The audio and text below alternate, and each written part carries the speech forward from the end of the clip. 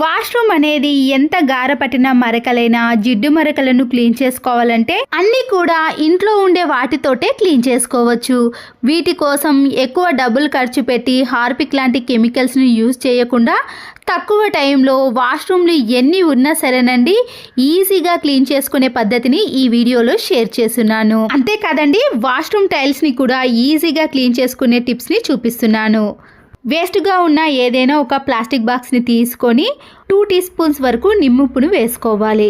ఈ నిమ్ముప్పు అనేది అన్ని కిరాణం స్టోర్లో అవైలబుల్గా ఉంటుందండి. ఇలా వైట్గా క్రిస్టల్ మాదిరిగా ఉంటుంది.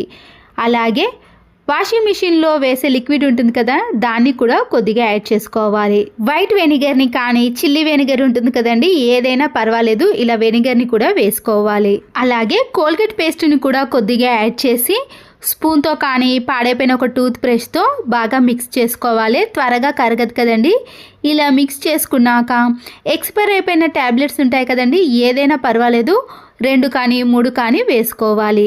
చివరగా ఈనో ఉంటుంది కదండి, ఇలా ఒక 10 రూపీస్ ప్యాకెట్ని కట్ చేసి హాఫ్ కానీ ఫుల్ కానీ వేసుకోండి. మీ వాష్రూమ్ని బట్టి ఈ ఇంగ్రీడియంట్స్ అనేవి తీసుకోవాలి.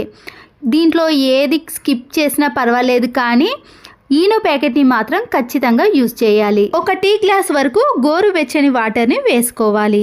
చూసారు కదండి, వాష్రూమ్ అనేది ఇలా జిడ్డుగా గారపడిన మరకలు అనేవి ఎక్కువగా ఉన్నప్పుడు మనం తయారు చేసిన ఈ లిక్విడ్ని ఈ వాష్రూమ్లో కొద్దిగా వేసుకుంటూ బ్రష్తో క్లీన్ చేసుకోవాలి. ఇక్కడ వాష్రూమ్ అనేది స్టిక్తో క్లీన్ చేసుకోవాలి అని చెప్పినా ఇప్పుడు బ్రష్తో క్లీన్ చేస్తుంది అనుకుంటున్నారా?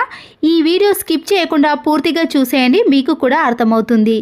ఖచ్చితంగా స్టిక్తో కూడా క్లీన్ చేసుకున్నారనుకోండి, మీ వాష్రూమ్ అనేది నీట్గా క్లీన్గా తయారవుతుంది. ఇలా ఎక్కడైతే లిక్విడ్ని వేసామో ఆ ప్లేస్లో మనము ఇలా బ్రష్తో క్లీన్ చేసుకోవాలి. ఈ లిక్విడ్ని ఒకేసారి వేయకుండా కొద్దిగా వేసుకుంటూ ఇలా బ్రష్తో క్లీన్ చేసుకోండి. ఇప్పుడు వాష్రూమ్ని క్లీన్ చేసిన తర్వాత వెంటనే వాటర్తో క్లీన్ చేయకుండా ఒక 10 మినిట్స్ పాటు అలాగే ఉంచేసేయండి. ఆ లోపు మనము టైల్స్ని కూడా క్లీన్ చేసుకుందాం. ఇలా కొన్ని బకెట్లో కొన్ని వాటర్ని వేసిన తర్వాత షాంపూ ప్యాకెట్ని కట్ చేసి వేసి మనం తయారు చేసిన ఈ లిక్విడ్ అంతా కూడా కలిపేసేయండి. ఇప్పుడు ఇలా పూర్తిగా కలిసిన తర్వాత టైల్స్ పైన ఈ వాటర్ని కొద్దిగా చల్లుకుంటూ మనము బ్రష్తో క్లీన్ చేసుకోవాలి. దీంట్లో నిమ్ముప్పును అలాగే ఈనో ప్యాకెట్ని వేయటం వలన ఎలాంటి మరకలైనా ఈజీగా తొలగిపోతాయి. చూసారు కదండి, ఇలా టైల్స్ కూడా జిడ్డుగా తయారైనప్పుడు దాంట్లో కొద్దిగా షాంపూని మిక్స్ చేసి ఇలా టైల్స్ పైన వేసి క్లీన్ చేసుకోవాలి. మనము బ్రష్తో రుద్ది కడగాల్సిన పనే ఉండదండి. ఇలా ఒక్కసారి అప్లై చేయగానే మరకలు అనేవి ఇలా ఈజీగా తొలగిపోతాయి. చూడండి, ఇంతకు ముందు నల్లటి మరకలు ఎలా ఉండేనో ఇలా రుద్దేసిన వెంటనే కూడా ఆ మరకలు అనేవి ఇలా తొలగిపోతాయి. బ్రష్తో క్లీన్ చేసిన వెంటనే మనము వాటర్తో క్లీన్ చేయకూడదండి. ఖచ్చితంగా ఒక 5 to 10 మినిట్స్ అనేది గ్యాప్ ఇవ్వాలి. వాష్రూమ్లో ఉండే టైల్స్ అనేవి ఇలా వాటర్ మరకలు సోప్ మరకలు పడి జిడ్డుగా తయారవుతాయి కదండి, వాటిని కూడా మనము ఇలా కొద్దిగా వాటర్ని చల్లేసి బ్రష్తో క్లీన్ చేసుకోవాలి. బాత్రూంలో ఉండే సింక్ కూడా ఇలా జిడ్డుగా తయారైపోయినప్పుడు ఈ వాటర్ని వేసి మనము స్క్రబ్బర్తో కానీ బ్రష్తో క్లీన్ చేసుకోవాలి. సింకునే కాకుండా వాష్రూమ్లో ఉండే ట్యాప్స్ కూడా ఉంటాయి కదండి, దాన్ని కూడా మనము ఈ వాటర్ తోటే క్లీన్ చేసుకోవచ్చు. వాష్రూమ్ డోర్ పైన ఇలా తెల్లటి మరకలు అనేవి ఎక్కువగా ఉన్నప్పుడు మనం తయారు చేసిన లిక్విడ్ని వేసి బ్రష్తో కానీ స్టీల్ స్క్రబ్బర్తో క్లీన్ చేయకూడదండి. వాష్రూమ్ డోర్ పైన ఉండే పెయింట్ అనేది త్వరగా పోతుంది. అందుకొరకే ఇలా మామూలుగా స్క్రబ్బర్ ఉంటుంది కదా, ఆ స్క్రబ్బర్ తోటే ఇలా వాష్రూమ్ డోర్ని క్లీన్ చేసుకోవాలి. మీకు ఇక్కడ అన్ని క్లీన్ చేసి చూపించాను, కానీ వాటర్తో క్లీన్ చేయలేను కదండి. అందుకొరకే మనము ఒక 5 to 10 మినిట్స్ పాటు క్లీన్ చేసిన వెంటనే వాటర్తో క్లీన్ చేయకుండా అలాగే ఉంచేసేయాలి. ఇప్పుడు వాష్రూమ్లో ఉండే ట్యాప్స్ అనేవి ఇలా జిడ్డుగా తయారైనప్పుడు ఈ మిగిలిన వాటర్ అంతా కూడా ఈ ట్యాప్స్ పైన వేసి స్క్రబ్బర్తో క్లీన్ చేసుకోవాలి. ముందుగానే మనము వాష్రూమ్ని క్లీన్ చేసుకున్నాం కదండి, చూసారు కదండి, దాంట్లో ఉండే జిడ్డు అనేది ఇలా పూర్తిగా బయటికి వచ్చేసింది. అప్పుడు మనము ఇలా వాటర్తో కానీ ఫ్లష్తో కానీ క్లీన్ చేసుకోవాలి.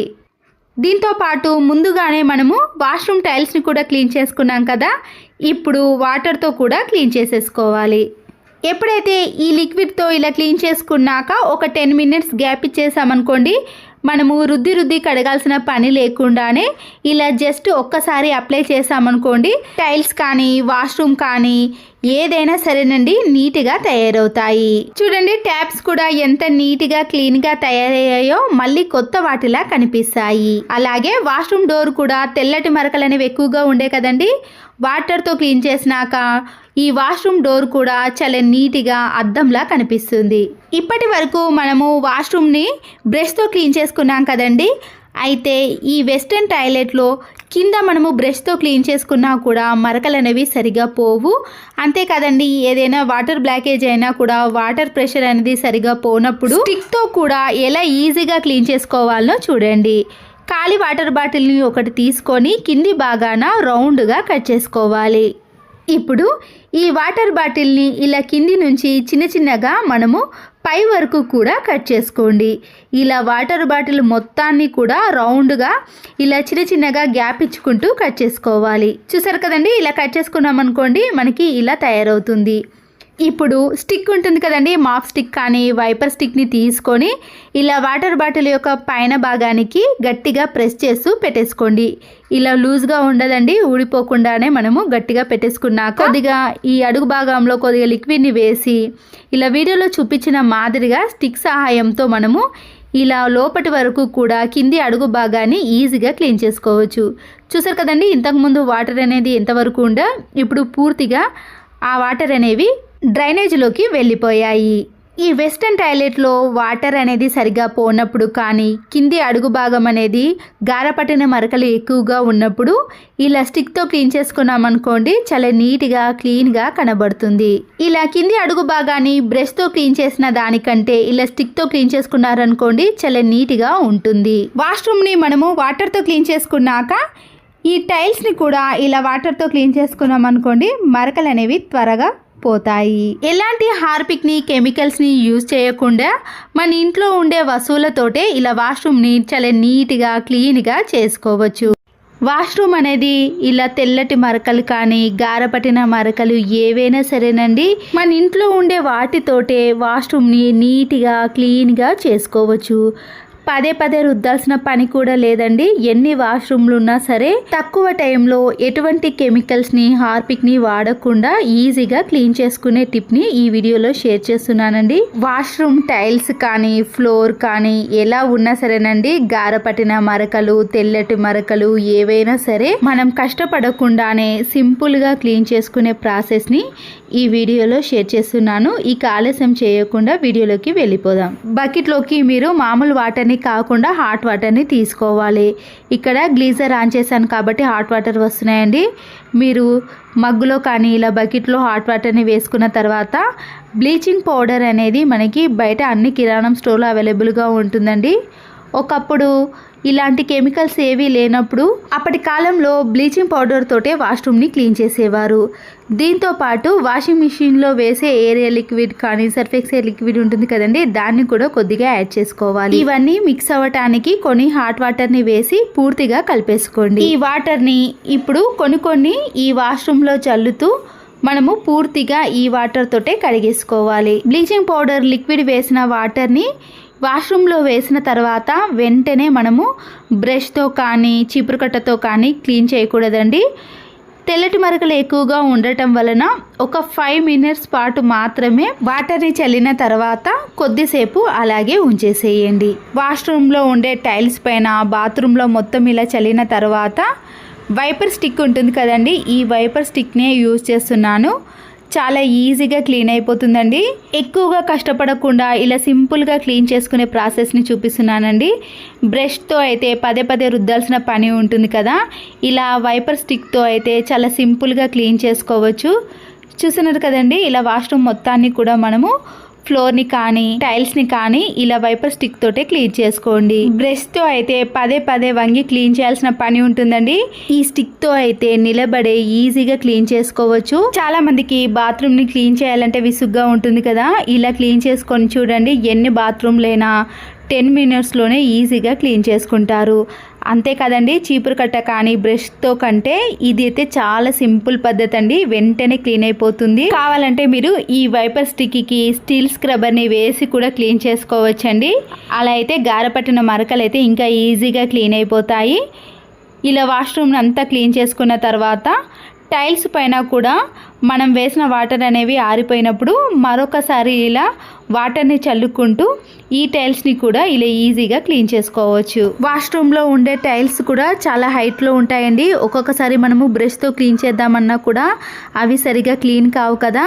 ఇలా వైపర్ స్టిక్ అనేది చాలా పెద్దగా ఉండటం వలన టైల్స్ అనేవి ఎంత హైట్లో ఉన్నా సరేనండి మనము వెంటనే క్లీన్ చేయడానికి ఈజీ అవుతుంది. వాష్రూమ్లో ఇలా పైన బూజు పట్టినప్పుడు మనము స్టూల్స్ని కానీ ఏదైనా ఎక్కి క్లీన్ చేస్తాం కదండి, అలాంటిది ఏది అవసరం లేదండి. ఇలా కింది నుంచే మనము వైపర్ స్టిక్తో పైన ఉన్న బూజును కూడా ఈజీగా క్లీన్ చేసుకోవచ్చు.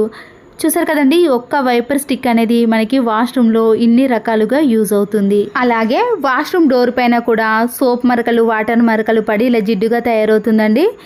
వాటిపై ఇలా వాటర్ని చల్లి మనము బ్రష్తో గట్టిగా రుద్దకూడదండి, ఎందుకంటే డోర్ పై ఉండే పెయింట్ అనేది పూర్తిగా పోతుంది. ఇలా మామూలుగా స్మూత్గా ఉండే స్క్రబ్బర్ని కానీ లేదా స్పాంజ్ స్క్రబ్బర్ ఉంటుంది కదండి, దాంతో అయినా ఇలా వాష్రూమ్ డోర్ని క్లీన్ చేసుకోవాలి. వాష్రూమ్ టైల్స్ని మనము వైపర్ స్టిక్తో క్లీన్ చేసుకున్నాం కదండి, ఈ వాష్రూమ్ని మాత్రం రోజు యూజ్ చేసే బ్రష్ ఉంటుంది కదండి, దాంతో క్లీన్ చేసుకుంటే చాలా నీట్గా కనబడుతుంది. ఎలాంటి మరకలైనా తొలగిపోతాయండి. ఒకవేళ గారపట్టిన మరకలు ఎక్కువగా ఉన్నాయనుకోండి, స్టీల్ స్క్రబ్బర్తో క్లీన్ చేసుకుంటే ఆ మరకలు కూడా పోతాయి. చూడండి, హాట్ వాటర్లో కలిపి ఇలా వాష్రూమ్ని క్లీన్ చేసుకున్నాం అనుకోండి, దానికి పట్టిన జిడ్డు మరకలు అనేవి ఇలా పూర్తిగా వచ్చేస్తున్నాయి. రుద్దాల్సిన పని లేకుండా వాష్రూమ్ని క్లీన్ చేసుకోవాలంటే నైట్నే మనము ఈ వాటర్ని అంతా కూడా చల్లి వాటర్తో క్లీన్ చేసుకున్నాం అనుకోండి, మనము బ్రష్ పెట్టి రుద్దాల్సిన పని కూడా ఉండదు. తర్వాత చూడండి, ఇలా వాటర్తో క్లీన్ చేసుకున్నారనుకోండి, వాష్రూమ్ అనేది కొత్త దానిలా నీట్గా ఎలాంటి మరకలు లేకుండా కనిపిస్తుంది. ప్రతిసారి వాష్రూమ్ని క్లీన్ చేయాలంటే హార్పిక్ లాంటివి కానీ యాసిడ్ లాంటి కెమికల్స్ని యూజ్ చేయడం కంటే ఇలా ఇంట్లో ఉన్న వాటితోటే క్లీన్ చేసుకోవచ్చండి. ఎలాంటి మరకలైనా తొలగిపోతాయి. అయితే బ్లీచింగ్ పౌడర్ని వాడేటప్పుడు డ్రెస్ పైన పడకుండా చూసుకోవాలండి, ఎందుకంటే డ్రెస్ పైన పడ్డదనుకోండి ఆ మరకలు అనేవి అస్సలకే పోవు. ఇక్కడ నేనైతే హ్యాండ్ గ్లౌజులు కానీ చెప్పులు కానీ అస్సలకే వాడటం లేదండి. బ్లీచింగ్ పౌడర్ అనేది మరీ అంత పవర్ఫుల్ కాదండి, కానీ క్లీనింగ్ ప్రాసెస్లో మాత్రం చాలా బాగా యూజ్ అవుతుంది. కావాలంటే మీరు హ్యాండ్ గ్లౌజులు కానీ చెప్పులు వేసుకొని వాష్రూమ్ని క్లీన్ చేసుకోవచ్చు. చూడండి, వాటర్తో క్లీన్ చేస్తున్నప్పుడే మరకలన్నీ కూడా పూర్తిగా తొలగిపోయాయి. వాష్రూమ్ టైల్స్ కూడా చూసారు కదండి, తెల్ల మరకలు ఉండే కదా, అవి కూడా పూర్తిగా తొలగిపోయాయి, అద్దంలా మెరిసిపోతున్నాయి. బ్లీచింగ్ పౌడర్ అనేది త్వరగా కరగదు కాబట్టి హాట్ వాటర్లో కలిపి మనము వాష్రూమ్ని క్లీన్ చేసుకోవాలండి. అప్పుడే మరకలు అనేవి పూర్తిగా తొలగిపోతాయి. ఇంతకుముందు వాష్రూమ్ డోర్కి కూడా ఇలా తెల్లటి మరకలు ఎక్కువగా కనిపించాయి కదండి. బ్లీచింగ్ పౌడర్తో క్లీన్ చేసుకున్నాక ఒక్క మరక కూడా డోర్ పైన కనిపించదండి. వాష్రూమ్ టైల్స్ కూడా చాలా నీట్గా తయారయ్యాయి కదండి. ఇక్కడ నేను ఎక్కువగా ఏమి యూజ్ చేయలేదండి, ఒక బ్లీచింగ్ పౌడరు, వాషింగ్ మిషన్లో వేసే లిక్విడ్ మాత్రమేనండి. అలాగే నేను ట్యాప్స్ పైన కూడా ఈ వాటర్ని వేసి మిగిలిపోయిన సబ్బు తునుకలు ఉంటాయి కదండి, వాటితో అయినా ఇలా క్లీన్ చేసుకుంటున్నాను. స్క్రబ్బర్తో కానీ చేత్తో కానీ ఈ ట్యాప్స్ని ఇలా క్లీన్ చేసుకోవచ్చండి. ఎలా క్లీన్ చేసుకున్నా కూడా చాలా నీట్గా తయారవుతాయి. తర్వాత వాటర్తో క్లీన్ చేసుకొని చూడండి, కొత్త దానిలా మెరిసిపోతున్నాయి కదా.